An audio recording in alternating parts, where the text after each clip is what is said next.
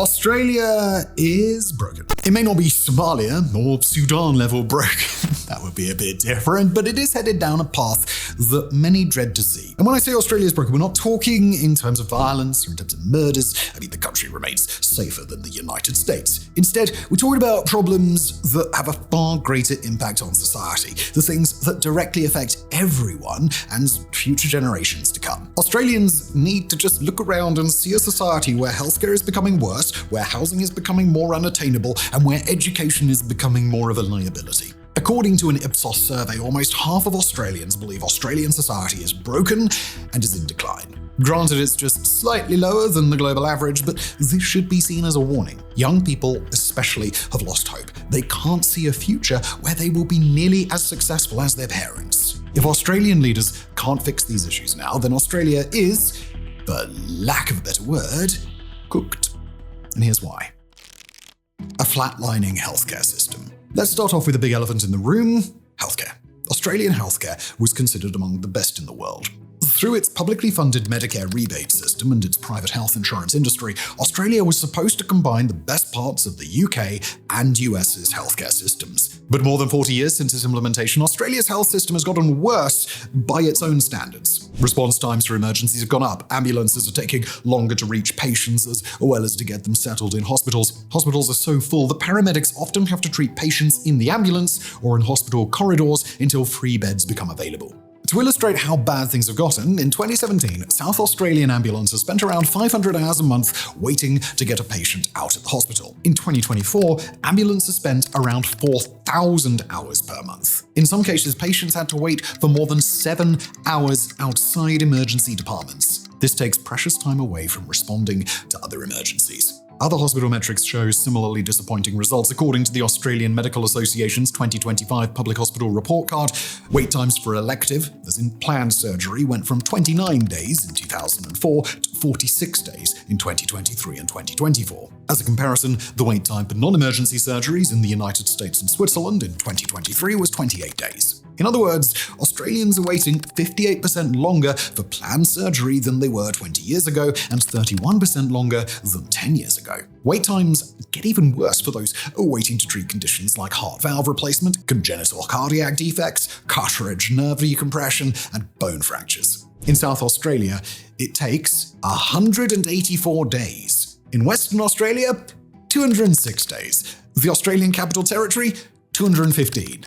Victoria, 297 days. And that's just the average. It gets even more insane for the unfortunate few. According to NBC News, some patients end up waiting more than 6 years to see a specialist. Even for more urgent matters requiring neurosurgeons, some patients end up waiting for more than 3.5 years. It's hard to say the true extent of this problem, because as it turns out, some Australian jurisdictions like New South Wales, Western Australia, and the Northern Territory don't reveal how long patients wait for crucial care. By the time people actually see their specialists, they risk suffering irreversible complications, including the most irreversible complication of all: death.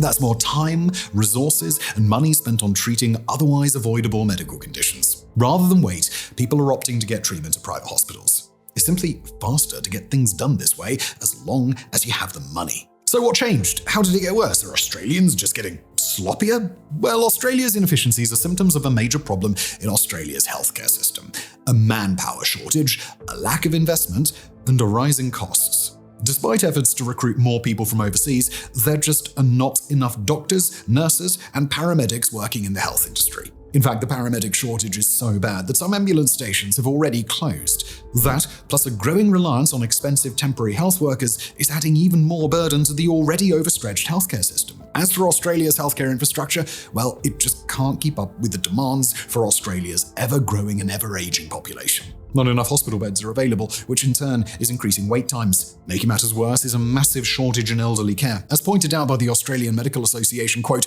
"The number of beds available for every 1,000 Australians aged over 65 remains at the record low number of 14.3, less than half of the capacity in the early 90s. With nowhere else to go, most elderly folk end up in hospital beds waiting for aged care vacancies and at-home support, which further exacerbates the wait times for other patients. Those aren't the only concerns that scare Australians even more than spiders. There's also funding issues in Australia's Medicare rebate system. the successor to Australia's previous universal healthcare system, Medibank. Under Medicare, doctors can agree not to charge patients for medical services. Instead, doctors can charge the government in full at the price that the government has set. That's called bulk billing. It covers essential things like GP visits, public hospital services, tests, imaging, scans, prescriptive medicines, most surgeries, mental health services, and others. Doctors have the option to not bulk bill and set their own prices for services as they see fit. In those cases, patients pay for their treatment and then receive a rebate from Medicare. The difference between what the doctor charges and what patients get reimbursed from Medicare is the patient's out-of-pocket costs. The problem is, public health rebates are failing to keep pace with inflation, which has major implications for Australia's health. This has been a long-standing issue in Medicare's history, but things got really bad in the 2010s. Back in 2013, the Labour Party introduced a Medicare rebate freeze as part of an effort to save money. This essentially meant that the amount of money the government reimbursed to doctors and patients stayed the same. Critics argued that this would force doctors to resort to making patients pay out-of-pocket costs as the cost of doing medical business. Everything from salaries, electricity, water, cleaning, and medical equipment rose. And they were right. Although Australia eventually passed a phased lifting of the Medicare freeze, the rebates never caught up with costs. This raised the private cost of running a medical practice by billions of dollars, and it only got worse after COVID. According to the Grattan Institute, out-of-pocket costs have soared by almost 75% since 2010. The situation's even worse for specialised care. Many Australians who visit specialists claim they've had to pay costs that average more than 3 times the price that the Australian government had set. That's not to say private hospitals are making loads of money from charging more. According to Catholic Health Australia, private hospital profits are declining, and for the first time on record, they've operated on a loss in 2023 to 2024. Not private health insurers, of course. They're making boatloads of money, all while making premiums even more expensive. Yes, of course they are. This is creating dangerous incentives. Many Australians are delaying doctors' visits or avoiding them altogether to save money. According to the Australian Bureau of Statistics, 29.2% of people did that with general practitioners and 20.5% of people with medical specialists. Australia knows that it needs to invest more money into healthcare. Among many policy changes, the Australian government under Prime Minister Albert Albanese expanded bulk billing incentives for children and concession card-holding senior citizens in 2023, and then for all Australians in 2025. Both of these moves amounted to 13 billion Australian dollars. The aim is to get 90% of general practice visits to be bulk billed by 2030. Funding healthcare, however, has always been a point of contention between the Commonwealth, what Australians call the federal government, and the states and territories, with the former wanting to rein in its healthcare spending while the latter wants the exact opposite. It's a delicate balancing game of priorities, but healthcare is not the only issue that weighs heavily on Australian people's minds. Homes. As with most countries around the world, Australia has a housing crisis, but by some metrics, it's even worse than elsewhere. Back in 2002, Australian house prices were 4.9 times the median income, but today the typical home costs about 8 times the average income across most capital cities. In Sydney, it's almost 14 times. Sydney now ranks as the second most expensive housing market in the world, while Adelaide and Melbourne take 6th and 9th place respectively. This makes the insane average cost of houses in the UK and Canada look pretty damn reasonable and fair in comparison. Just looking at the prices alone is almost as scary as walking into a nest of drop bears, and unlike a previous video I made, I now know that they're not real. It's no wonder more people are opting to rent than own property, but even renting has become unbearably expensive. In fact, rent prices have shot up at even higher rates than home ownership, with the average rent having more than doubled in cost since the mid-2000s. So, what made this happen? Well, migration comes to a lot of people's minds when they think about the housing crisis, especially after Australia saw a surge in immigration after COVID. And it makes sense. More people equals more demand, which in turn leads to less available supply and higher prices. In the past 3 years alone, net migration into Australia totaled 1.27 million people, and according to the Institute of Public Affairs, quote, the first 3 quarters of 2025 saw the highest number of net permanent and long-term arrivals than any other year on record. Backlash over migration became so big that the Australian government imposed a 2-year ban on foreigners buying already existing homes, though it allows foreigners to buy other kinds of property, including new homes. But there are many other factors to consider. While it's true that many foreigners, especially those from China and other Asian countries, have bought up a lot of property in Australia, it's important to note that only 1% of property transactions in Australia from 2022 to 2023 were made by foreign buyers. In fact, house prices increased during COVID, even when immigration levels were low. And that's because there are certain tax incentives that have encouraged wealthy investors to buy up houses and squeeze out supply. One of them is negative gearing, which investors use to reduce their taxes when an investment property costs more to run than to rent. It works when the investor sells the property at a high enough cost. The other tax incentive is the capital gains tax discount, which reduces how much the government charges investors when they sell property. As both Bloomberg and the Grattan Institute point out, quoting, "Both of these tax settings encourage speculative investment in the housing market, which boosts competition for already limited stock while doing little to encourage new development." To address high prices, the Labour government is allowing all first-time buyers, not just those who earned less than $125,000 Australian annually, to purchase property with 5% deposits rather than 20% without paying lenders' mortgage insurance. The Labour government also has a Help to Buy scheme in which the government would contribute up to 40% for new homes and 30% for existing homes in exchange for an equity share of the property, which first-home buyers will have to pay back. But according to researchers from the University of Melbourne, the Australian University, and Monash University, these policies may actually push up prices 10 to 20% higher over the next decade because it boosts supply. People are well aware that more supply, as in more buildings, is needed to help alleviate costs. According to the Organisation for Economic Cooperation and Development, Australia only had 403 houses per 1,000 people in 2022. That's far lower than the OECD average. But increasing housing supply is a lot easier said than done. Construction is one of Australia's greatest weaknesses. It just isn't productive. Australia's Productivity Commission found that construction labour productivity per hour has declined by around 12% in the past 3 decades. As a point of comparison, the wider economy saw labour productivity grow at around 49% over the same time period. In the past decade alone, the amount of time it takes to complete a home has gone from 6.4 months up to 10.4 months. That's thanks to bureaucratic red tape and financial incentives that encourage Australian constructions to be less productive. Australia's land use regulations at the local, state, and federal level are some of the most complex in the world, and the red tape associated with them have bloated exponentially over the past decades. As a point of illustration, the development application to build a 3-story block of apartments in Sydney back in 1967 was just 12 pages long. That same building today would require hundreds, if not thousands, of pages of applications. On top of that, nearly 77% of all residential land in Sydney limits construction to single homes. Melbourne, meanwhile, stipulates that nearly half of all residential land must limit house construction to 3 stories or less. As it turns out, lots of people, especially older, wealthier homeowners, would rather keep it that way to keep their property value and, by extension, their financial security high. Making matters worse is the fact that Australian tax incentives encourage construction companies to stay small to avoid paying more in taxes. Currently, 91% of construction firms in Australia are micro-businesses with fewer than 5 employees, just 1.5% of 20 or more employees. This is a serious problem because without growth, companies are much less likely to innovate, make investments in equipment and technology, and build up training and construction capabilities. And these are essential for doing construction more productively.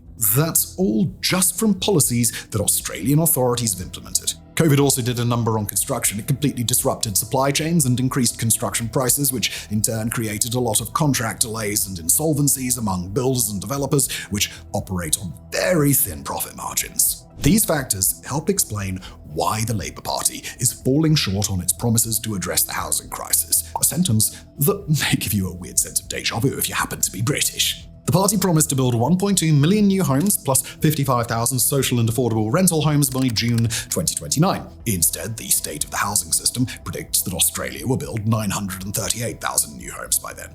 And that's still a lot of houses, don't get us wrong, but that's not going to keep up with Australia's population growth rate fueled by foreign migration. A broken educational pipeline. And now let's have a look at education. Australia's education system, by some metrics, has a positive reputation around the world. In 2020, it was the 3rd top destination for international students from across the world, behind only the US and the UK. There's a good reason for this. Aside from getting the perks that come with residing in Australia, people value Australia for the quality of education it provides. Its higher education ranks among the top in the world. Even Australia's primary and secondary school education rank well, with Australian students being among the world's top 10 for reading, science, and maths in the OECD program for international student assessment. And yet this does not paint the full picture.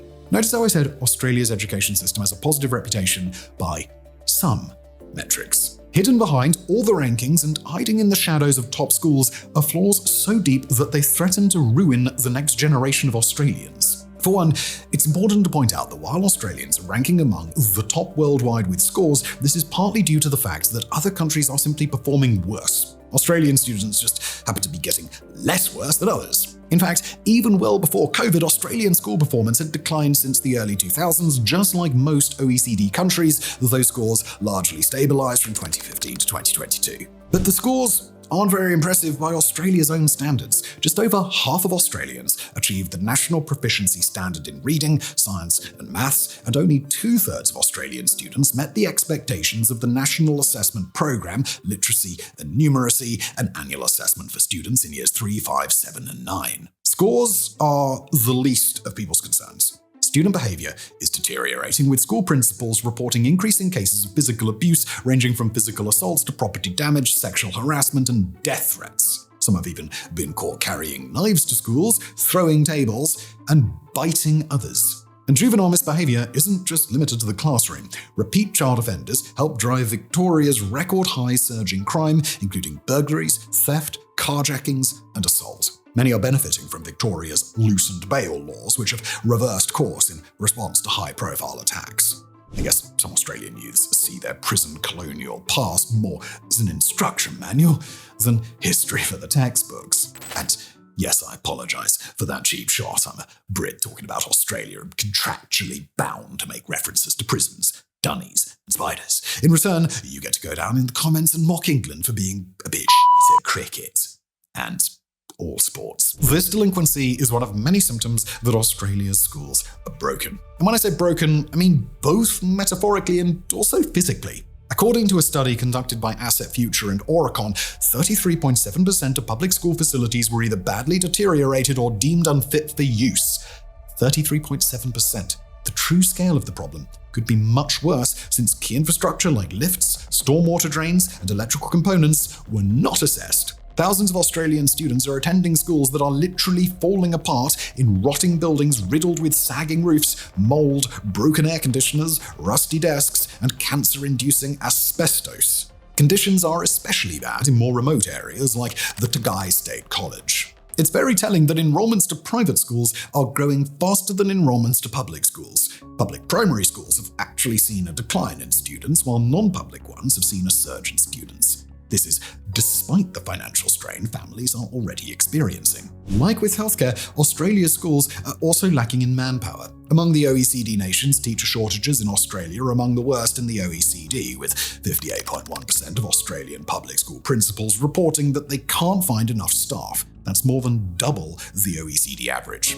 The percentage gets even higher at 66.9% in disadvantaged schools. These stats could actually be hiding what's really going on the ground. That's because Australia is reliant on more teachers who are teaching out of field, meaning that they lack formal qualifications in the subjects that they're teaching. So while classrooms technically do have teachers, not all of them are appropriately qualified. Australian teachers themselves are working longer than the OECD average of 40.8 hours, with hours ranging from 44 to 55 hours. Principals, meanwhile, reported working an average of 62 hours, 50 at school and 12 hours at home. Australian teachers are also among the most stressed in the OECD, with stress levels reportedly 3 times the national norm. It's even higher among Australian teachers in disadvantaged communities. This is despite how Australian teachers are actually spending fewer hours teaching in class than the international average.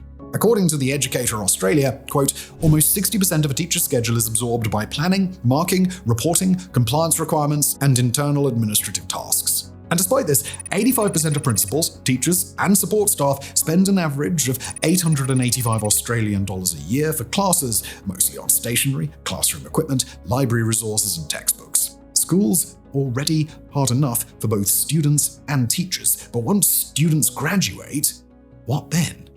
Well, there's only more troubles awaiting them. Aside from more expensive healthcare and housing costs to worry about, students also need to worry about the costs of higher education should they decide to go through with it. After experimenting with free higher education in 1975, Australia reintroduced student fees with the creation of the Higher Education Contribution Scheme in 1989. Under this scheme, both the government and students would contribute to tuition, but student fees at the time were modest, just 1,800 Australian dollars per year, regardless of the degree. But over the decades, these fees have increased significantly with the rise of university costs. Then in 2021, the Liberal government introduced the Job Ready Graduates Package, which promised more university funding and support for students. In practice, fees decreased for certain fields like teaching, nursing, and STEM, but this also increased the total fees for other fields like the arts, law, and business. As the University of Melbourne points out, quote, fees rose by as much as 117% for some fields and dropped by as much as 59% for others. Some fields have become 50,000 Australian dollars, or 9 times the original 1989 student contribution. This reduced the overall government contributions from 58% to 52% and increased student contributions from 42% to 48%. In theory, this would have changed student behavior to select the cheaper and more sought-after courses. This would have especially been helpful to address Australia's shortage in nurses and teachers. But according to a 2023 University of Melbourne study, this only changed the opinions of 1.52% of student applicants. The result? More student debt. The current university funding scheme, which now goes by HECS-HELP, has become less of an easy-to-pay-off means to help finance higher education and more of a financial burden. The average HECS-HELP debt has more than doubled between 2006 to 2024, going from 12,600 Australian dollars to 31,500. Students are going into school so indebted that some are going without food or necessities simply because they cannot afford them. And there is no guarantee that they'll find the kind of jobs that will help pay off their debts. It's not impossible, but it's definitely no easy task in Australia. To address this growing crisis, the Australian government has moved to cut student debt by 20%, or around 5,500 Australian dollars across the board, and capped debt repayments. But this is threatening to put people in a debt treadmill. On the one hand, people wouldn't have to pay as much per payment, but on the other hand, people would have to spend far more time paying off debt, all while the debt itself grows over time. I don't know about you, but I don't think fixing debt with even more debt really helps people in the long run, does it? Now, that's not to say that Australia is so broken that it's living in some sort of Mad Max scenario. It is still a fully functioning nation where ordinary people can thrive despite the challenges, but Australia clearly needs more investment as well as policies that improve efficiency. How Australia handles all of that will depend on how it handles its economy and its low productivity growth. As with every macro-level issue, there are no easy solutions that will snap away all of Australia's problems. Nonetheless, Australia needs to keep watch to prevent current crises from spiraling into worse ones. Thank you for watching.